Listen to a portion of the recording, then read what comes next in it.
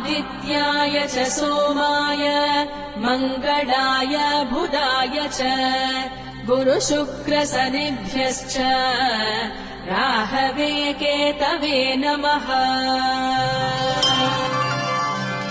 आदित्याय च सोमाय मङ्गलाय बुधाय च गुरुशुक्रशनिभ्यश्च राहवे केतवे नमः।